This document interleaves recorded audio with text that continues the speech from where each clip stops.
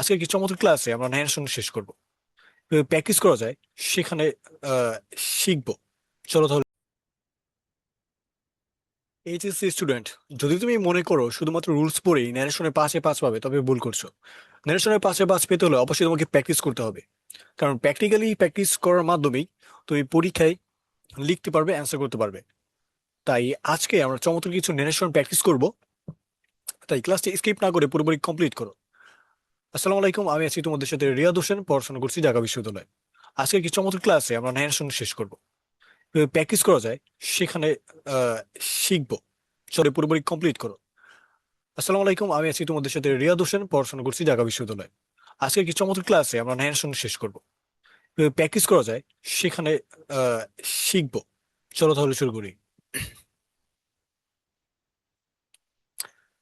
প্রথমে রয়েছে চট্টগ্রাম বোর্ডের একটি কোশ্চেন, 2025।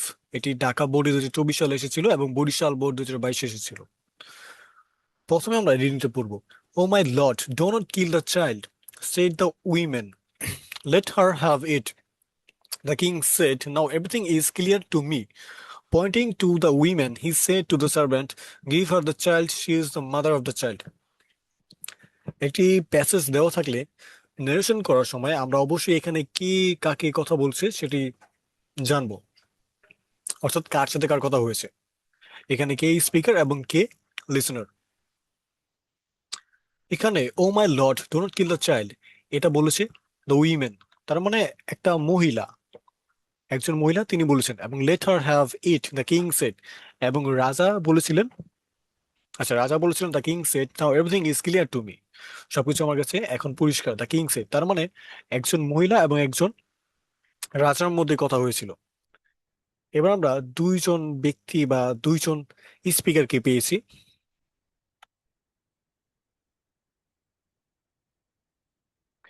আমরা প্রথম লাইনটির দিকে খেয়াল করব। Oh my lord do not kill the child,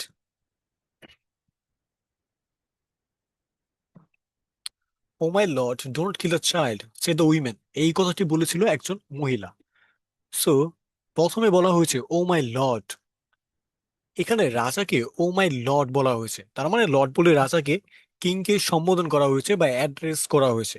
তাই আমরা লিখতে পারি প্রথমে অ্যাড্রেসিং। যদি কাউকে কোনো কিছু সম্বোধন করা হয়, কাউকে কোনো নামে ডাকা হয়, সেক্ষেত্রে আমরা অ্যাড্রেস ইউজ করতে পারি। তো এখানে আমরা লিখবো অ্যাড্রেসিং। অ্যাড্রেসিং অ্যাজ, সম্বোধন করে, কি সম্বোধন করা হয়েছে, লর্ড বলে সম্বোধন করা হয়েছে। তাই লিখবো অ্যাড্রেসিং অ্যাজ লর্ড। লর্ড।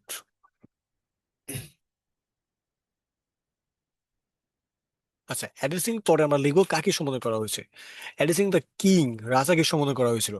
তো অ্যাড্রেসিং দ্য কিং, রাজাকে সম্বোধন করা হয়েছে অ্যাজ লর্ড, লর্ড হিসেবে।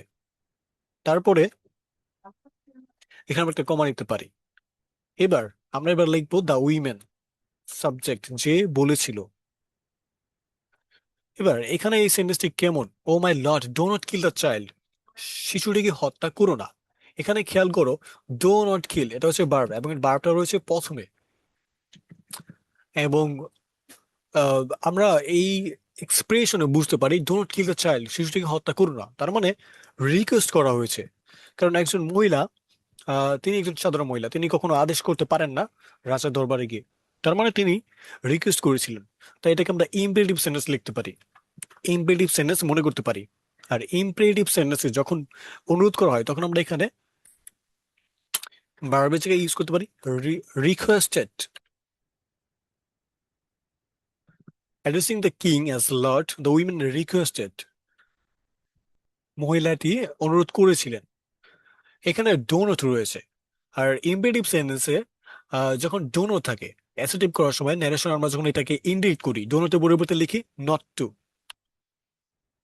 সো ডোনট থাকায় আমরা লিখেছি নট টু। এখানে কিল ভার্ব রয়েছে। এবার এই নট টু এর পরে আমরা কিল ভার্বটি যেরকম আছে ঠিক সেরকমই লিখবো, অর্থাৎ ইনফিনিটিভ টু থাকাতে সেখানে কিলই হবে। ব্রিজ ফ্রম, তো the women requested not to kill the child. এবার আমরা অবজেক্টিভ লিখবো addressing the king as Lord রাজাকে লর্ড হিসেবে সম্বোধন করে দ্য উইমেন রিকোয়েস্টেড, মহিলাটি অনুরোধ করেছিলেন not to kill the child, শিশুটিকে হত্যা না করার জন্য। তাহলে আমাদের প্রথম সেন্টেন্স লেখা শেষ। এবার আমরা দ্বিতীয় সেন্টেন্সে কি বলা হয়েছে সেটি দেখবো। Let her have it, the king said. আচ্ছা, এখানে লেট হার হ্যাভ ইট এই সেন্টেন্সের পর যদিও লেখা রয়েছে দ্য কিং সেড, কিন্তু ভালোভাবে নোটিস করলে তোমরা দেখবে যে দ্য কিং সেড এটি হয়েছে পরের সেন্টেন্সে, অর্থাৎ এই যেখানে ফুল স্টপ রয়েছে ইটের পরে, লেট হার হ্যাভ ইট এখানে ইটের পরে ফুল স্টপ রয়েছে, তার মানে এইখানে এই সেন্টেন্সটি শেষ। তো প্রথমে বলা হয়েছে oh my lord do not kill the child said the women, এটি একটা মহিলা বলেছিলেন। লেট হার হ্যাভ ইট, এটা তাকে দিয়ে দাও, এটা তার হোক। এটাও এই মহিলাটি বলেছেন যে তাকে হত্যা করো না, সেটি অন্য একজন মহিলা ছিল, তার হোক বা তাকে দিয়ে দাও, সেটি বলা হয়েছিল। তার মানে আমাদের বুঝতে হবে যে পরে কোন সেন্টেন্সটা কে বলছে। এখানে আমরা যদি এটা মনে করি যে এটা কিং বলেছে তাহলে ভুল হবে। লেটার হ্যাবিট এটা বলেছে কে, এখানে যেহেতু ফুল স্টপ রয়েছে এবং ইনভার্টেড কমার ভিতরে, এটা কিং বলেনি, কিং বলেছে এই পরের সেন্টেন্সটি। আর লেটার হ্যাবিট এই মহিলাটি বলেছিলেন। তাইলে আমরা আবার লিখতে পারি দ্য উইমেন অ্যাগেন, আচ্ছা অ্যাগেন আগে লিখতে পারি, আবার অ্যাগেন দ্য উইমেন। এখানে লেট দিয়ে শুরু হয়েছে সেন্টেন্সটি, তাহলে এটা হচ্ছে ইম্পেরেটিভ সেন্টেন্স, কারণ আমরা জানি লেট দিয়ে শুরু হলে সেটা imperative sentence. Letter have it, তাকে এটা দিয়ে দাও, এখানে অনুরোধ করা হয়েছে। সো দ্য উইমেন রিকোয়েস্টেড,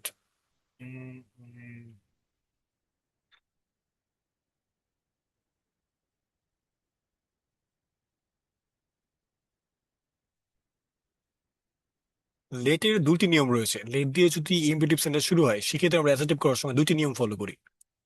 আর একটি নিয়ম হচ্ছে যে লেটের পর যদি আস না থাকে, অর্থাৎ লেট আস না থাকে, হার থাকে, হিম থাকে, সেক্ষেত্রে আমরা সাবজেক্ট নিয়ে তারপরে রিকোয়েস্টের পরে সাবজেক্ট নিয়ে তারপরে মাইট বা কুড দিয়ে বাক্য শুরু করতে পারি। যেমন again the women requested she, তো উইমেন রিকোয়েস্টেড, আচ্ছা রিকোয়েস্টেড পরে আমরা লিখতে পারি কাকে রিকোয়েস্ট করা হয়েছে, কিং কে, তাই লিখতে পারি the king. The again the women requested the king, রাজাকে রিকোয়েস্ট করেছিলেন। শি, এখানে শি মানে বোঝানো হচ্ছে এই যে এখানে লেট হার, হার অর্থে হারের পরিবর্তে এখানে আমরা শি নিয়েছি। এবার এই শি দিয়ে বোঝানো হচ্ছে অন্য একজন মহিলাকে। আমরা জানি যে এই গল্পে দুজন মহিলা ছিল, সো দ্য আদার উইমেন, অন্য একটা মহিলাকে ইঙ্গিত করে বলছিল যে তাকে সন্তানটিকে দিয়ে দাও, এই অর্থে আমরা আদার উইমেন নিয়েছি এখানে। আচ্ছা, এবার আমরা এখানে ব্রেকেটের ভিতরে লিখে দিব যে কাকে বোঝানো হচ্ছে, যেহেতু সে এখানে দুজন মহিলা রয়েছে তাই আমাদেরকে ইন্ডিকেট করতে হবে ব্রেকেটের ভিতরে বলে যে কাকে বোঝাচ্ছি, the other women. Again the women requested the king she, the other women. এবার আমরা এখানে মাইট নিতে পারি, লেটের দিয়ে যদি কোনো সেন্টেন্স শুরু হয় তারপর যদি হার হিম থাকে তাহলে আমরা সেখানে মাইট বা কুড নিতে পারি। তো এখানে আমরা মাইট নিতে পারি, মাইট, শি মাইট। এবার মাইট নেওয়ার পরে যে ভার্বটি থাকে, এই যেখানে হ্যাভ রয়েছে এটাকে প্রিন্সিপাল ভার্ব হিসেবে ইউজ করা হচ্ছে, তো এই হ্যাভটি ভার্ব ওয়ানই থাকবে। Again the women requested the king she might have, বাকি অংশ লিখে দিব মাইট হ্যাভ দ্য চাইল্ড। আচ্ছা, এটার পরিবর্তে আমরা এখানে চাইল্ড লিখেছি, কারণ ইট দিয়ে চাইল্ডকে বোঝানো হচ্ছে।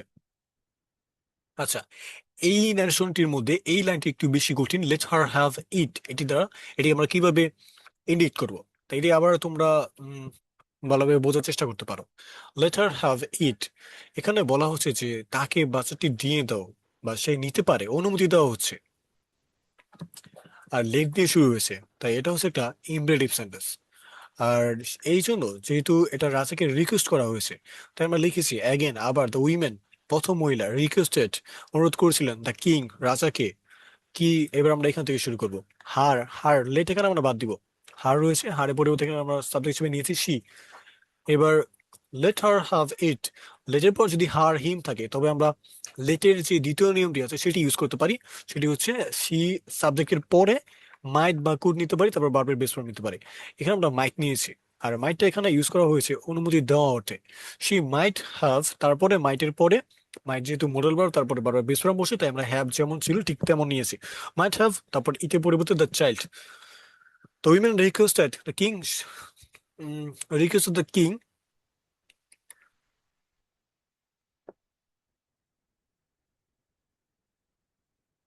that, আচ্ছা, that she might have the child.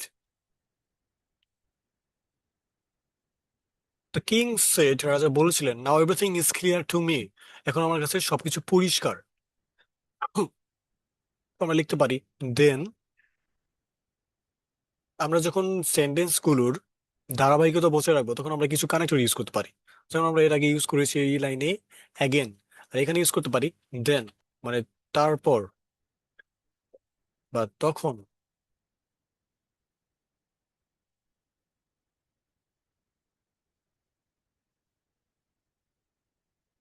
The king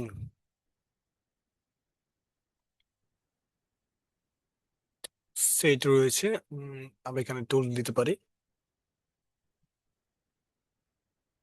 then the king told everything, এইখানে যে নাওটা রয়েছে এটা আমরা প্রথমে লিখবো না। Everything is clear to me, the king told that, আমরা নিব everything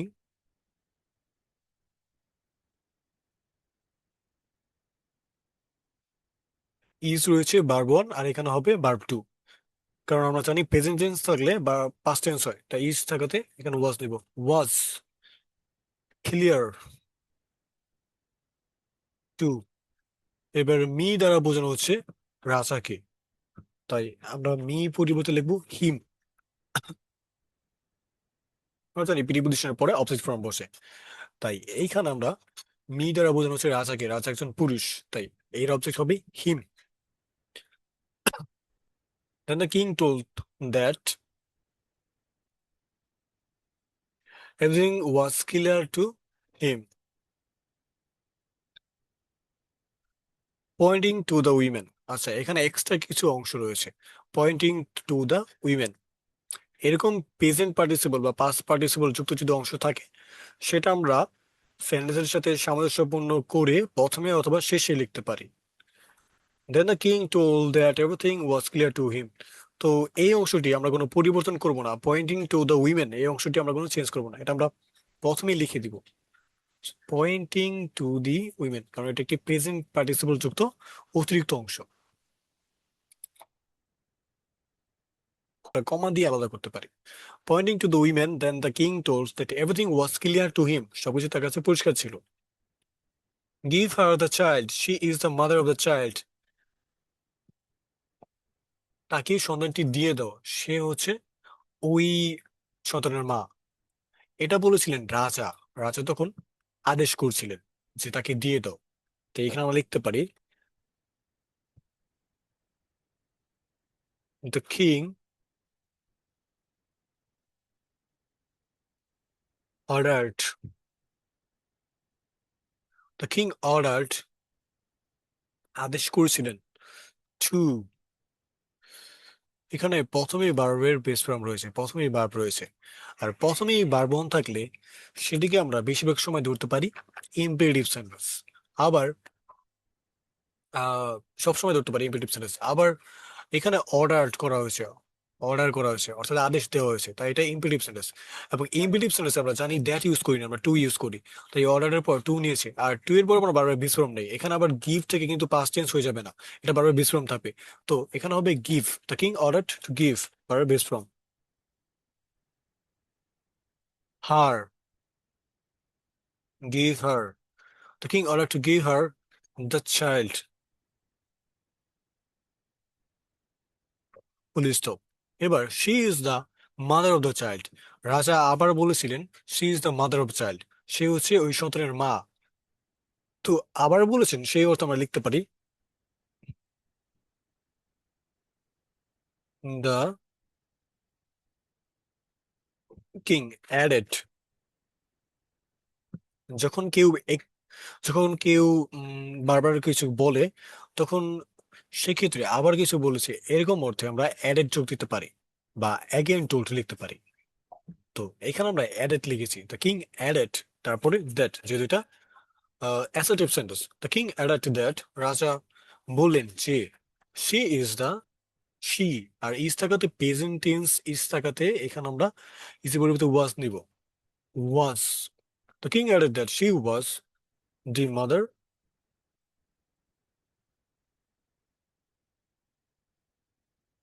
of the child. Okay, আশা করি তোমরা সবাই বুঝতে পারছো। এবার আমরা নেক্সট সমাধান করব। এবং পরবর্তীতে রয়েছে উম, রাজশাহী বোর্ড 2025, সেটা 2025 সালের board question. Have you kill the rats, said the mayor. Mayor বলেছিলেন তোমরা কি ইঁদুর মেরেছো কিনা। তার মানে কি কথা বলছে সেটা আমরা প্রথমে আইডেন্টিফাই করব। এবং এখানে কথা বলছে mayor.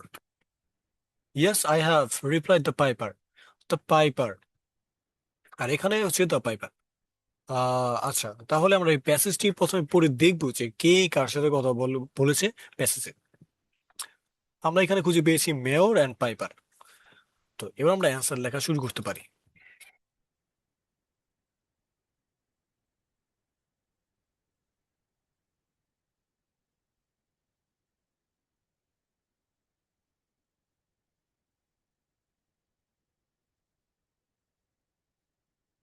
Have you killed the rats, তুমি কি ইঁদুরগুলোকে মেরেছো, সেড দ্য মেয়র। এটা মেয়র আস্ট করছে, জিজ্ঞাসা করছে, asked.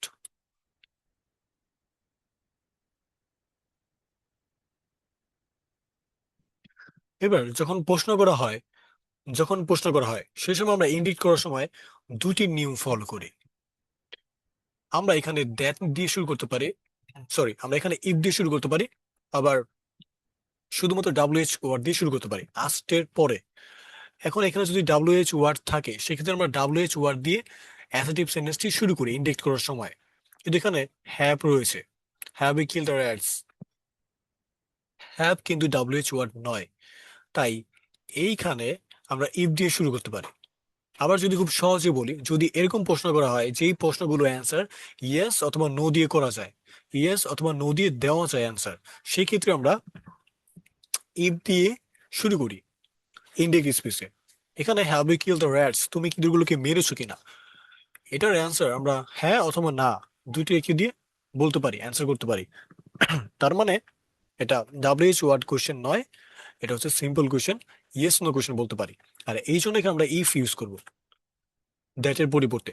The mayor asked if, mayor জিজ্ঞাসা করছেন ইফ, ইউ দ্বারা কাকে বোঝানো হচ্ছে, পাইপারকে। ইফ আচ্ছা দ্য মেয়র আস্কড, আস্কড এর পরে আমরা একটা অবজেক্ট নিতে পারি দ্য পাইপার, কারণ পাইপারকে জিজ্ঞেস করা হয়েছে। Mayor asked the piper if, এবার পাইপারকে আমরা একজন পুরুষ হিসেবে ধরতে পারি, তাই এখানে আমরা সাবজেক্ট নিব he, if he have you killed.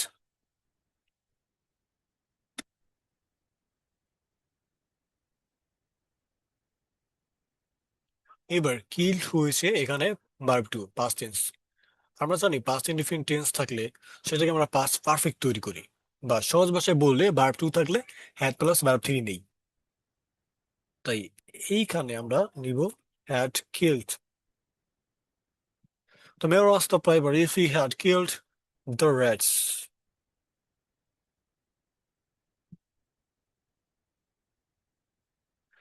ওকে, প্রথম সেন্টেন্সটি লেগে শেষ। এবার yes I have replied the piper, piper answer করেছিল হ্যাঁ আমি করেছি। তো ইয়েস থাকলে বা নো থাকলে অ্যান্সারের সময়, সে সময় আমরা সেন্টেন্সটি শুরু করি রিপ্লাইড ইন দ্য পজিটিভ বা রিপ্লাইড ইন দ্য অ্যাফার্মেটিভ। এখন আমরা লিখতে পারি দ্য পাইপার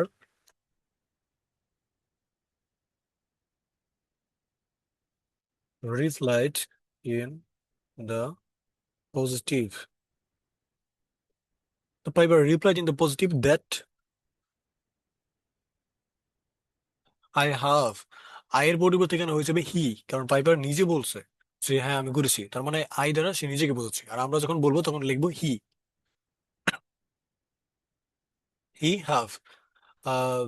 আচ্ছা, এখানে একটা নিয়ম রয়েছে যে যদি কোনো সেন্টেন্স অসম্পূর্ণ মনে হয় তবে আমরা এটাকে বড় করার জন্য এক্সট্রা ওয়ার্ড নিচে নিচে তৈরি করতে পারি বা সেন্টেন্স তৈরি করতে পারি।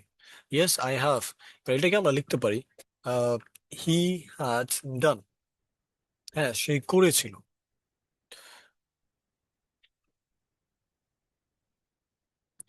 যেহেতু এটা পাস্ট টেন্সে বুঝেছি আমরা, তাই আমরা হ্যাড প্লাস ভার্ব থ্রি নিয়েছি।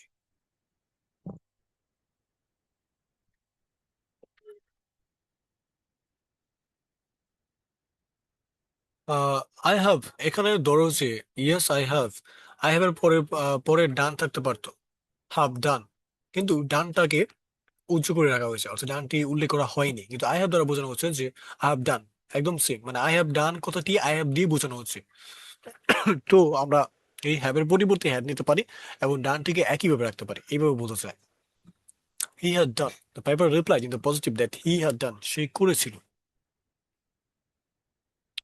Give in the promised money, give in the promised money, আমাকে প্রতিশ্রুত করা টাকাগুলো দাও। এটা কি বলেছে? এটা মেয়র বলেনি, এটা বলেছে পাইপার। পাইপার রাজার কাছে জিজ্ঞেস করছে যে আমাকে প্রতিশ্রুত মানিগুলো, মানিগুলো দাও, প্রতিশ্রুত টাকাগুলো দাও, মানে ইঁদুর মারার জন্য যে টাকার প্রমিস করা হয়েছিল সেই টাকা আমাকে দাও। তো আচ্ছা, এবার তোমরা একটু বলতে পারো যে পাইপার কি আদেশ করবে নাকি রিকোয়েস্ট করবে মেয়রকে? অবশ্যই রিকোয়েস্ট করবে। তাই আমরা এখানে লিখতে পারি দ্য পাইপার, এটা হবে ইম্পেরেটিভ সেন্টেন্স যেহেতু রিকোয়েস্ট করা হয়েছে। The piper requested the king. Imperative সেন্টেন্সে আমরা টু নিতে পারি দ্যাটের পরিবর্তে। The piper requested the king to, give verb রয়েছে, আর টু এর পরে ভার্বের বিশ্রাম বসে। So to give the promised মানে।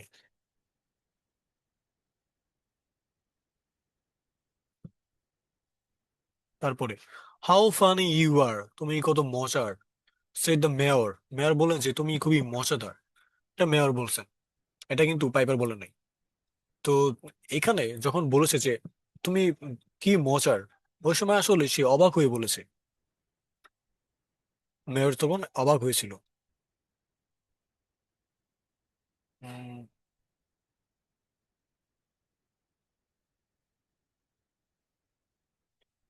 তো আমরা লিখতে পারি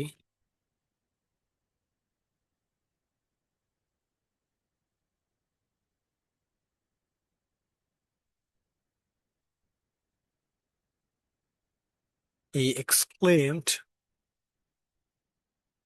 with fun.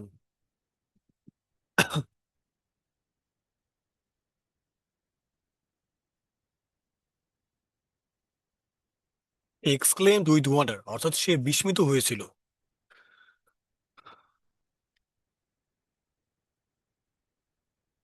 And told, এবং বলেছিল that he was funny। এখানে আর থাকাতে আর এর পরিবর্তে ওয়াজ নিয়েছি, আর এর পরিবর্তে এখানে ওয়াজ নিয়েছি। He exclaimed with wonder, সে অবাক হয়েছিল। And told, এবং বলেছিল that he was funny, যে সে খুব মজার ছিল। Take only 50, I was supposed to be given 50,000 guilders, said the piper. Take only 50, শুধুমাত্র 50 টাকা নাও। আহ আচ্ছা, এটা কে বলেছিল? এটা বলেছিল মেয়র। তো দ্য মেয়র অর্ডার, আদেশ করেছিলেন যে 50 টাকা নিতে, এটা আদেশ করা হয়েছে। দ্য মেয়র অর্ডার টু, আদেশ করার অর্থে সেটাকে বলে ইম্পেরেটিভ সেন্টেন্স। যদি কোনো সেন্টেন্স আদেশ করা হয় তাহলে সেটাকে আমরা ইম্পেরেটিভ বলতে পারি। আর ইম্পেরেটিভ সেন্টেন্সে যখন আমরা অ্যাসেটিভ করি ওই সময় ইউজ করি, এখানে আদেশ করা হয়েছে তাই অর্ডার নিয়েছি, এবং দ্যাটের পরিবর্তে টু ইউজ করি।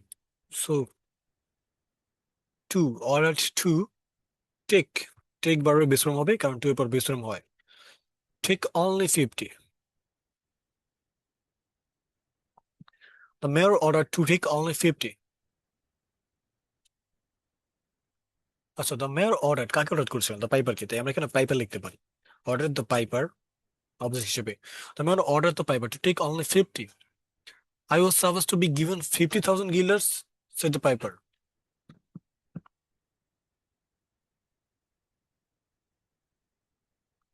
I was supposed to be given 50,000 guilders.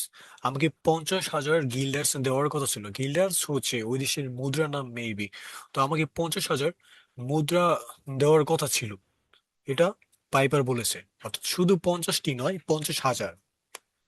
তাই the piper then, the piper told, তখন দ্য পাইপার টোল্ড, এখানে আমরা টোল্ড ইউজ করছি কারণ এটা একটা সাধারণ assertive sentence.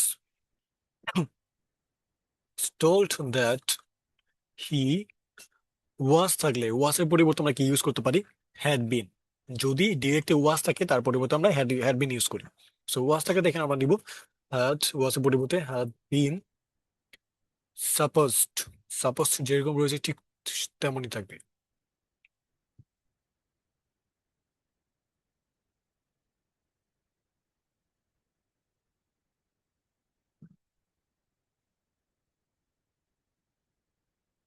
He had been supposed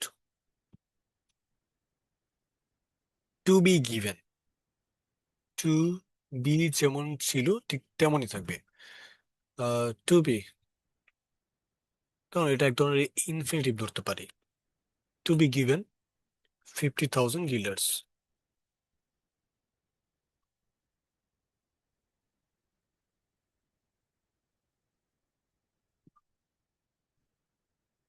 list, what have you done? The work you have done is very simple, said the mayor. তারপরে mayor জিজ্ঞেস করলেন যে তুমি কি করেছো? What have you done? তুমি কি করেছো? The work you have done is very simple. তুমি যে কাজগুলো করেছো সেগুলো ছিল খুবই simple. So then the mayor asked again. আচ্ছা দেন, আচ্ছা দেন না, again নিতে পারে। Again the mayor asked, mayor আবার জিজ্ঞেস করলেন, জিজ্ঞেস করেছিলেন what have you Don.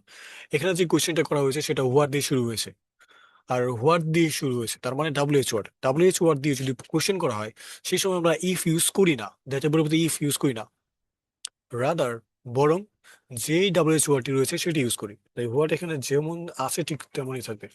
What, the mayor asked what have you done. এবার ইউ রয়েছে সাবজেক্ট, এখানে হোয়াট হ্যাভ ইউ ডন, এখানে ইউ রয়েছে। আর মডাল অক্সিলারি ভার্ব বা মডেল ভার্বের পর সাবজেক্ট থাকে প্রশ্ন করলে। যখন এটি কোশ্চেন করা হয় তখন ডাব্লিউএইচ ওয়ার্ডের পরে সাবজেক্ট থাকে না, সাবজেক্টের আগে মডেল ভার্ব বা অক্সিলারি ভার্ব থাকে। কিন্তু আমরা যখন এইটাকে অ্যাসার্টিভ সেন্টেন্স তৈরি করি তখন সাবজেক্টটি প্রথমে আসে এবং এরপরে মডেল ভার্ব বা মেইন ভার্ব গুলো পরে থাকে। তাই এখানে যে ইউটা রয়েছে সাবজেক্ট সেটাকে আমরা হোয়াটের পরে নিব। আর ইউ দ্বারা বোঝানো হচ্ছে পাইবারকে, তাই এখানে আমরা নিতে পারি সাবজেক্ট হিসেবে হি। হোয়াট হি হ্যাভ রয়েছে, হ্যাভের পরিবর্তে নিব had done. Mayor asked what he had done, সে কি করেছিল। এবার তোমরা বলতে পারো যে ডান এই ভার্বটি আমরা কেন পরিবর্তন করি না? উম আচ্ছা, এখানে নিয়মটা হচ্ছে যে যদি হ্যাভ ডান এটি কি, কি সেন্টেন্স, কি টেন্স রয়েছে। হ্যাভ ডান হচ্ছে প্রেজেন্ট পারফেক্ট। প্রেজেন্ট পারফেক্ট থাকলে আমরা সেটাকে পাস্ট পারফেক্ট তৈরি করি। আর পাস্ট পারফেক্ট মানে হচ্ছে হ্যাভ থেকে যদি আমি হ্যাড পরিবর্তন করি সেটা পাস্ট পারফেক্ট হয়ে যায়। ডান সেমই থাকে কিন্তু হ্যাভ থেকে হ্যাড পরিবর্তন করলে পাস্ট পারফেক্ট হয়ে যায়।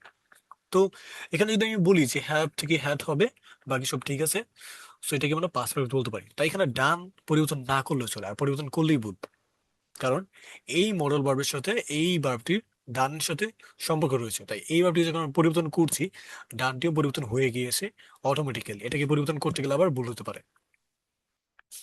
হোয়াট হি হ্যাড ডন, আচ্ছা again the mayor asked what he had done, full stop. The work you have done is very simple, the mayor added, mayor আবার বললেন that, simple sentence তাই that নিয়েছি, sorry assertive sentence তাই that নিয়েছি।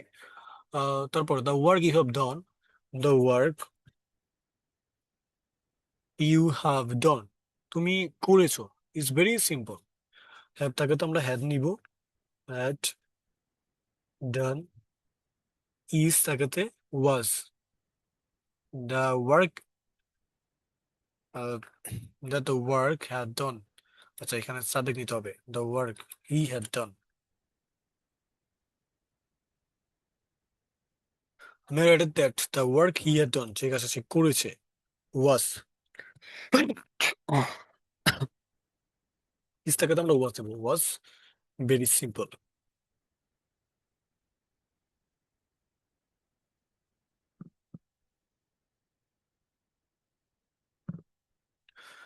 ওকে, thank you for the class. Thank you for watching the class. এবং আরো কিছু class আমরা নিব, প্র্যাকটিস ক্লাস, গ্রামার ক্লাস। তাই তুমি যদি গ্রামার এবং প্র্যাকটিস ক্লাস করতে চাও তবে রেডিয়েন্ট ইংলিশে একটা ফলো বা সাবস্ক্রাইব করতে পারো।